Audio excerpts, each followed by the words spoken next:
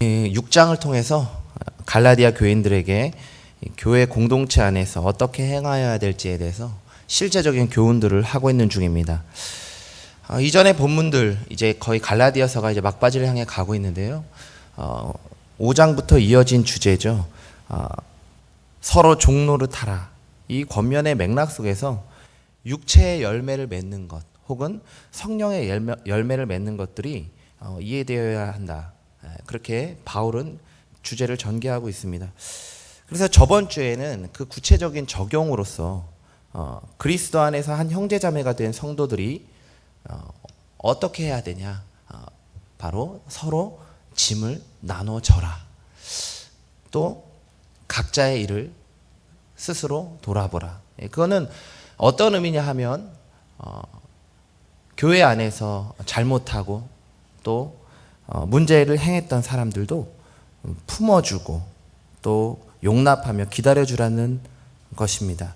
또한 그러한 문제가 저 사람에게 있는 것이 아니라 내 안에도 똑같이 존재한다라는 것을 스스로 돌이켜볼 수 있을 때에 서로의 짐을 질 수 있다라는 것이었습니다. 그것을 저번 주 설교 말씀을 통해서 저희가 배웠는데요. 그에 이어 오늘 본문이 이어집니다. 6장 1절에서 5절까지는요. 상대방의 연약한 모습이죠. 부족한 것들을 품어주고 그 고통의 짐을 나눌 때에 그것이 반감되는, 덜어지는 것들을 이야기한다면, 반대로 오늘 본문 6절에서 10절까지는 내가 가지고 있는 좋은 것, 그런 모든 것들을 함께 하라는 것입니다.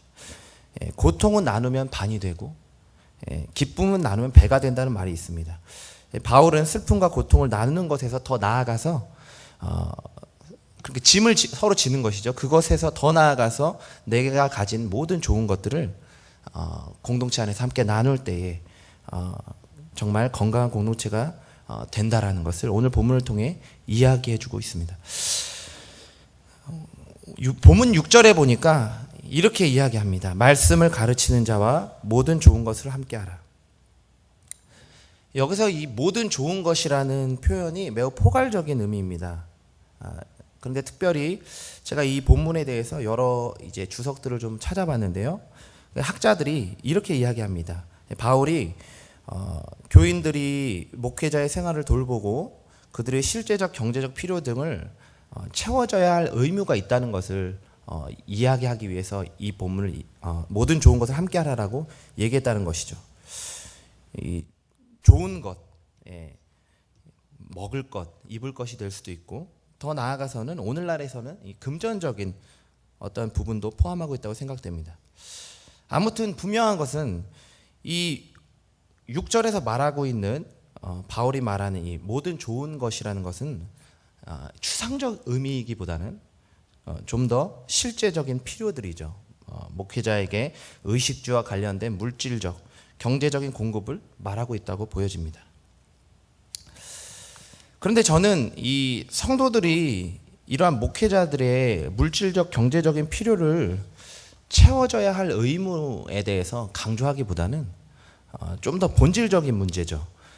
즉 목회자와 성도 이 상호 간에 신뢰 관계가 우선되어야 된다는 것을 이야기하고 싶습니다. 이 바울의 권면의 주제가 쭉 이어지고 있는 상황 가운데서 이 본문을 봐야 되기 때문이죠. 제가 말씀드렸듯이 바울이 계속적으로 강조하는 것이 무엇입니까? 사랑으로 서로 종노릇하고 서로 품어주고 서로의 짐을 져줄 수 있는 그런 신뢰 관계, 그 가운데서 이 이야기를 하기 때문에 이러한 목회자와 성도 간의 신뢰 관계가 우선되어졌을 때 그것이 어떻게 표현되어지냐? 성도들은 실제적으로 목회자의 삶을 책임져주고 그리고 기쁨으로 섬기는 그러한 관계가 그러한 열매들로 표현되어져야 된다는 거죠. 반대로 목회자는 영의 양식이죠. 말씀 그리고 또 목회자의 삶의 모범으로 그 성도들에게 영의 양식을 풍성히 먹여야 합니다. 이처럼 목회자들은 성도들에게 충분히 그들의 영적 양식을 먹이고 그러한 목회자를 깊이 신뢰하는 성도들이 자원하는 마음으로 기쁨으로 내가 가진 모든 좋은 것들, 경제적인 것이나 또 실제적인 것이나 모든 측면들을 섬기게 된다라는 것이죠. 바울은 이러한 신뢰 관계 안에서 우리의 좋은 것들을 서로 나눌 수 있는 그런 부분을 이야기하고 있다고 보여집니다. 이렇게 해석하지 않고 자칫 이 오늘 본문을 이렇게 따로 떼어놔 가지고 일방적으로 목회자의 여러 필요들을 성도들이 책임져야 한다, 그런 의무에만 너무 초점을 맞추면 이 바울의 의도의 절반밖에 해석하지 못한 것이죠. 그렇다면 이제 생각해 봐야 될 것이 있습니다. 오늘날 과연 목회자와 성도들은 서로를 깊이 신뢰하고 있는가의 문제입니다. 그런 신뢰 관계가 모든 좋은 것을 함께하는 이런 보여지는 열매로 맺혀지고 있는지도 우리가 점검해 봐야 됩니다. 목회자가 영의 양식을 성도들에게 풍성히 먹이지 못할 때 성도들은 이 세속적인 것에 더 집착하게 됩니다. 당연히 좋은 것을 누군가와 나누기보다는 자신이 취하는 데 열심을 낼 것이죠. 반대로 성도들이 목회자의 어떤 실제적인 필요들을 잘 채워주지 못한다면 어떻겠습니까? 성도들을 좋은 말씀으로 먹이고 그것이 가장 중요한 의무임을 알면서도 자꾸만 내 삶의 어떤 실제적인 필요나 물질적인 거나 경제적인 것들에 마음을 빼앗기게 된다는 것입니다. 영의 양식이 성도들에게 풍족히 먹여질 때 성도들은 그러한 영의 양식을 공급하는 목회자들을 귀히 여기고, 그러한 신뢰하는 마음은 목회자들의 육체적 필요들을 돕는 성도들의 자발적인 헌신으로 이어질 것입니다. 이 문제는 오늘날 이 시대가 이와 같은 목회자와 성도들 간의 신뢰를 깨어버리는 물질적 가치관이 교회에 들어와 있다는 것이죠. 목회자는 물질적인 필요에 마음을 자꾸 빼앗기고, 성도들은 목회자에게 인색함으로 금전적 희생을 요구합니다. 신대원을 다니던 시절인데요, 신학생들에게 가장 대우가 좋은 교회라고 하면요, 등록금을 전액 다 지원해주는 교회였습니다. 저는 감사하게도 정륜교회에 은총을 입어 그런 좋은 대우를 받은 학생이었습니다. 또한 전임 사역자에게 있어서는 제 친구들도 전임 사역자들이 많은데 뭐 개인차들은 다 있지만 뭐 사택을 제공해주는 교회가 대우가 좋다고들 이야기합니다. 근데 중요한 거는 이 모든 교회가 다 그렇게 해줄 수는 없다는 거죠. 때문에 어려운 개척교회들이나 미자립 교회들은 이 교역자를 구하는 것이 힘듭니다.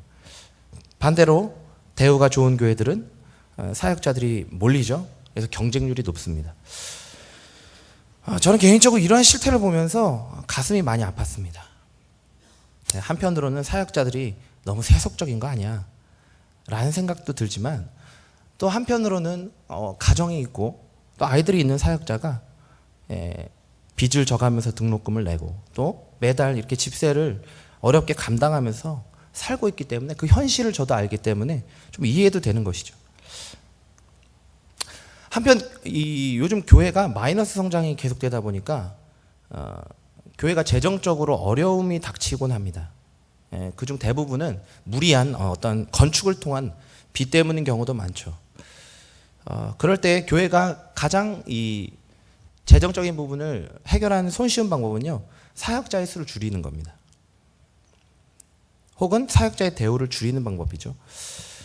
제 친구 중 한 전도사는 이 사역하던 교회의 어떤 그 부서가, 맡은 부서가 이게 통폐합되면서 갑자기 이제 교회에서 쫓겨나게 된 경우도 있었는데, 이처럼 오늘날의 이 현실, 사역자는 좀 더 좋은 대우에 이렇게 민감하게 반응하고, 또 교회는 어떻게든 좀 인건비를 줄여서 이렇게 운영해 보려고 하는 이런 흐름, 무엇이 어디서부터 잘못된 것일까?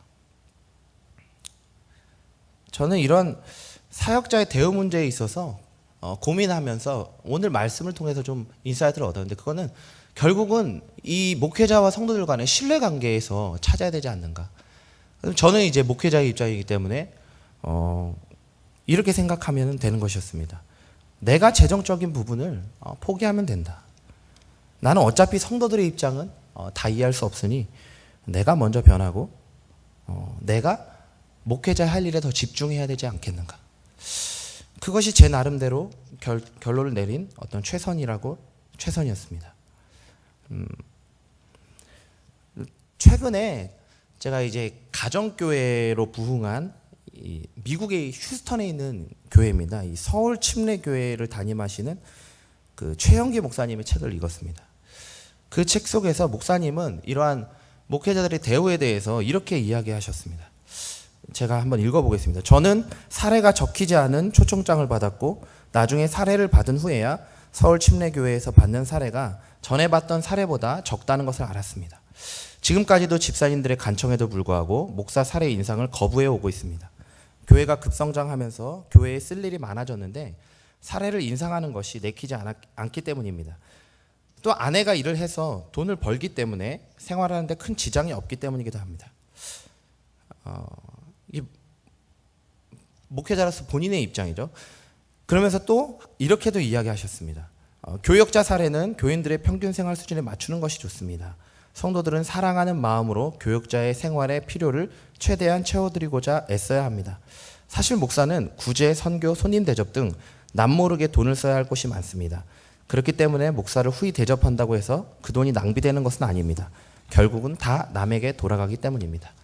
저는 일하는 아내를 두어서 별 문제 없지만 사모가 일할 여건이 안 되는 교역자를 모셨을 때 우리는 후하게 대접해 드려야겠습니다. 저는 이 부분을 읽으면서 그래도 참 목회자와 성도들 간에 참 신뢰가 두껍구나 이렇게 느꼈습니다. 성도들은 목회자의 대로 어떻게 하면 더 잘해드릴까를 계속 고민하고 반대로 목회자는 한사코 그러한 간청들을 사양하는, 이것은 꼭 금전적인 부분을 넘어서 목회자와 성도가 얼마나 깊은 신뢰 관계로 이루어져 있는가를 반증하고 있는 한 예로 보여집니다. 오늘날 성도들이 이 목회자의 고용인이 되어서 연봉을 협상하는 교회들이 있습니다. 또 교회 안에서 이 재정적인 것 때문에 목회자와 성도가 싸우기도 합니다. 이런 모습들은 이 서로의 신뢰 관계가 완전히 깨져 있음이 이 표면적으로 드러난 사례들이라는 거죠. 오늘 우리 정륜교회의 모습은 어떤지 한번 돌아봐야 합니다.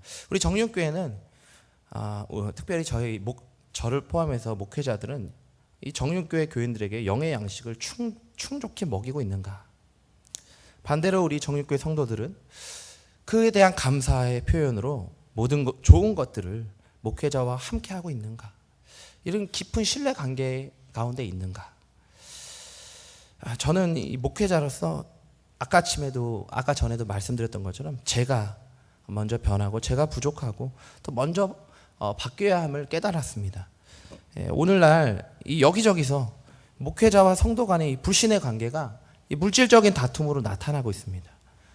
이런 어두운 시대 속에서 정륜교회는 이 목회자와 성도의 신뢰가 날이 갈수록 더욱 깊어지길 소망합니다. 그리하여 이 말씀을 가르치는 자 그리고 가르침을 받는 자가 정말 모든 좋은 것을 함께 할 수 있는 공동체 되길 소망합니다. 이 두 번째로 바울은 이 목회자와 성도의 관계에서 좀 더 스펙트럼을 넓혀서 이 성도와 성도의 관계, 더 나아가서 성도와 모든 어떤 사람들에게까지 나아가죠. 좋은 것을 함께 하는 것을 이 목회자에게뿐만 아니라 같은 교회의 성도 혹은 더 나아가 모든 믿는 성도들 그리고 최종적으로는 믿지 않는 모든 사람들에게까지 적용하라는 것입니다. 이것을 오늘 본문 9절에서는 선을 행하는 것, 10절에서는 착한 일을 하는 것이라 표현하고 있습니다. 이에 대한 하나의 비유죠. 육체를 위하여 심는 자는 육체로부터 썩어질 것을 거두고 성령을 위하여 심는 자는 성령으로부터 영생을 거둘 것이다. 그리고 이렇게 마지막에 격려를 하고 있습니다. 낙심하지 말고 포기하지 말아라. 때가 되면 이룰 것이다. 도와줄 수 있는 기회가 왔을 때 행하라. 바울이 이 선을 행하는 것, 좀 더 구체적으로 이야기하면 나의 좋은 것들을 누군가와 나누는 일이죠. 이것을 이 농사에 비유해서 말한 것은 참 적절하다고 생각합니다. 무엇으로 심든지 그대로 거둔다는 것은 어찌 보면 이 농업에 있어서는 상식이죠. 당연한 자연 법칙입니다. 그런데 이런 당연한 자연 원리를 바울은 영적인 원리에 적용하고 있다는 것입니다. 이 고구마를 심으면 감자가 나오지 않고 감자를 심으면 고구마가 나지 않는 것처럼 우리가 나를 위한 것 혹은 세상적 가치를 위해서 그것들에만 나의 모든 돈, 시간, 열정을 다 쏟아붓는다면 어떻겠습니까? 물론 내가 원하는 것들이 채워지고 또 세상적인 성공을 거둘지도 모릅니다. 나의 통장에 돈이 쌓이고 세상에서 높은 위치에 오르고 세상 사람들이 알아주는 삶을 살 수도 있겠죠. 하지만 성령의 열매와 영적인 성숙은 별로 없을 것입니다. 여기서 문제는 내가 걷어들인 돈 그리고 세상적 성공 등은 어차피 썩어 없어질 것들이라는 것입니다. 반대로 우리가 영적인 가치들을 추구해서 하나님을 위해 또 내 주변의 이웃들을 위해서 내 돈과 시간과 열정 이런 모든 좋은 것들을 함께 나눌 수 있다면 분명 우리의 삶에는 영적인 성숙 그리고 성령의 열매들이 보여질 것입니다. 이 땅에서의 통장이 아니라 하늘 창고에 상급이 쌓이고 하나님 앞에 섰을 때 착하고 충성된 종이라는 칭찬을 받게 될 것입니다. 물론 이러한 영적인 곳에 투자하기 때문에 나누는 곳에 심기 때문에 세상적인 성공은 이루지 못할 수도 있습니다. 하지만 중요한 것은 성령으로부터 주어진 것들은 썩어 없어질 것이 아니라 영원토록 존재한다라는 것이죠. 보통 우리는 근데 착각을 많이 합니다. 예를 들어 이런 것입니다. 내가 하나님과 내 이웃을 위해 돈과 시간과 열정을 이렇게 심었습니다. 그래 놓고서는 이제 세속적인 어떤 성공과 그런 것들을 기대하는 것이죠. 근데 잘 되지 않으면 실망합니다. 반대로 매번 자신의 어떠한 성공을 위해서 또 세속적 가치를 위해서 막 모든 것을 쏟아부었습니다. 그래서 결국은 세상적으로 유명해지고 성공했죠. 근데 그 사람을 믿음의 성공 사례로 착각하는 거죠. 그리고 부러워합니다. 이 심는 대로 거둔다는 거에 어떠한 자연스러운 법칙인데 우리는 자꾸 반대로 이해하고 있다는 거죠. 이 영적인 성숙, 영적인 가치를 추구한다면 당연히 나를 위한 것, 세상적인 것에 투자하기보다 심기보다 내 주변에 어려운 지체, 도와야 할 사람들을 위해 나누는 것이죠. 내 좋은 것들을 함께 하는 것이죠. 그러한 사람에게 심는 대로 거두듯이 영적인 열매가 거둬질 수밖에 없습니다. 혹시 우리가 썩어질 내 육체의 정욕과 세상의 가치에 나의 것들을 심고 계시지는 않습니까? 혹은 선을 행하고 또 착한 일을 하는데도 드러나는 열매가 잘 보이지 않으니까 실망하고 계시지는 않은지요. 바울은 그것을 너무나도 잘 알기 때문에 오늘 본문 9절 10절에서 이렇게 얘기하고 있습니다. 우리 한번 같이 읽어보도록 하겠습니다. 시작. 우리가 선을 행하되 낙심하지 말지니 포기하지 아니하면 때가 이름에 거두리라. 그러므로 우리는 기회 있는 대로 모든 이에게 착한 일을 하되 더욱 믿음의 가정들에게 할지니라. 아멘. 저는 이 본문의 말씀을 가장 먼저 저에게 한번 적용해 봤습니다. 나는 과연 성령을 위하여 심고 있는가? 다시 말해 내 주위의 사람들과 좋은 것들을 함께 하고 있는가? 나눠야 할 사람들에게 착한 일을 하고 있는가?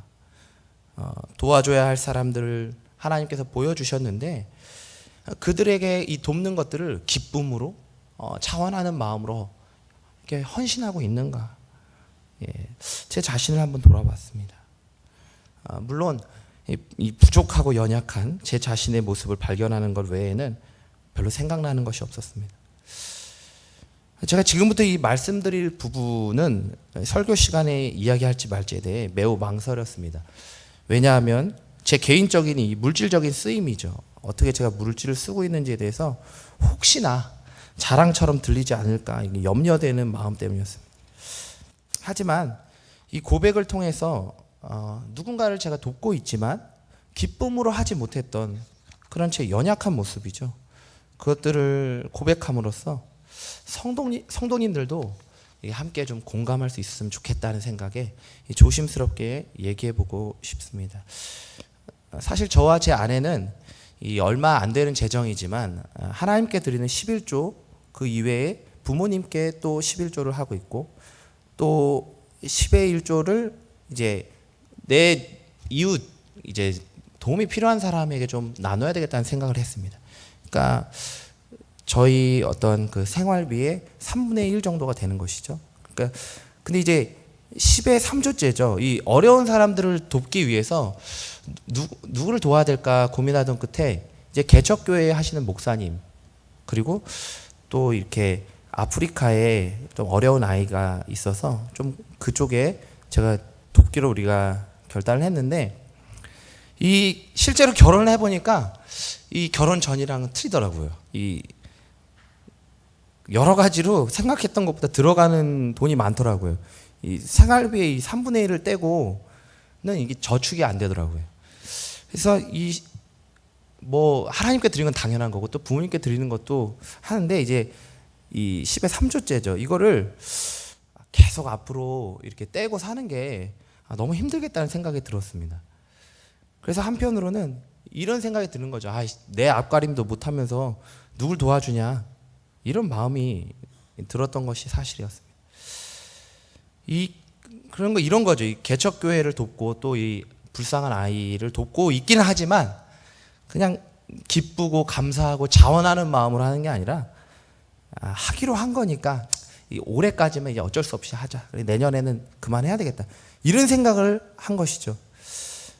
왜냐하면 그 돈을 아끼면 여러 가지로 가정에 보탬이 되고 저축도 할 수 있기 때문이었습니다. 그런데 하루는 이 기도 중에 성령께서 이렇게 말씀하시는 겁니다. 너 앞가림을 네가 하는 것이냐? 그래, 네가 가진 것이 뭐 없다. 근데 그 작은 물질 가지고도 도와줄 교회가 있다는 게 얼마나 감사한 일이냐. 네가 안 해도 다른 사람이 도우면 그만이다. 하지만 너가 하늘의 상급을 쌓는 일에 너 스스로 기쁨으로 참여하고자 한 거 아니냐. 이 성령님의 음성에 저는 부족하고 연약했던 내 생각들을 회개할 수밖에 없었습니다. 그리고 얼마 안 되는 돈이지만 내 안위보다 누군가를 도울 수 있는 기회로 사용하게 하신 그 하나님께 감사하면서 그 부분을 다시 기쁨으로 나눌 수 있게 되었습니다. 이처럼 제게 누군가를 실제적으로 돕는다는 일이 결코 쉬운 것이 아니었습니다. 그러나 아주 작은 것이지만 내가 가진 것들, 이 좋은 것들을 함께 누군가가 나눌 때에 이 성령으로부터 이 영원한 가치죠. 이 세상이 줄 수 없는 이 영적인 기쁨과 깨달음들을 얻을 수 있었습니다. 오늘 하나님께서 여러분들에게 착한 일, 누군가와 내 좋은 것을 나누는 것이죠. 이것을 할 수 있게 보여주신 또 그런 기회를 주신 사람은 없습니까? 혹시 저와 같이 갈등하고 계시진 않습니까? 혹 열심히 하고 있지만 기쁨이 없고 그런 열매가 없어서 낙심하고 계십니까? 오늘 말씀이 이렇게 말씀합니다. 선을 행하는 것, 누군가와 내 좋은 것을 나누는 것, 이 착한 일을 하는 것, 할 수 있는 것, 그 자체가 은혜다. 그리고 때가 되면 반드시 신령한 열매를 풍성히 거둘 것이다. 말씀을 정리합니다. 오늘 바울은 우리에게 좋은 것이 있거든 그것을 가르치는 자와 그리고 또 내 주변에 도움이 필요한 그 누군가와 함께 하라, 함께 나누라고 말씀합니다. 그래서 목회자와 성도의 관계는요, 그 두터운 신뢰 관계 안에서 그 대우가 이루어져야 됩니다. 또 우리는 삶을 살아가면서 나를 위해 투자하고 그리고 세상적인 가치들에 심을 수도 있지만 좀 더 영적인 가치, 성령의 열매들을 거둘 수 있는 어떠한 희생과 나눔이죠. 그곳에 우리가 그것을 실행할 때에 영적인 성숙과 성령의 열매들을 우리 삶에서 볼 수 있게 된다는 것이죠. 우리 모두 나의 육체만 배불리는 삶이 아니라 나눔과 희생의 삶으로 착하고 선한 일을 행하여 이 땅에서는 성령의 열매를, 저 천국에서는 넘치는 하늘의 상급을 쌓는 저와 여러분이 되길 간절히 소망합니다. 기도하겠습니다.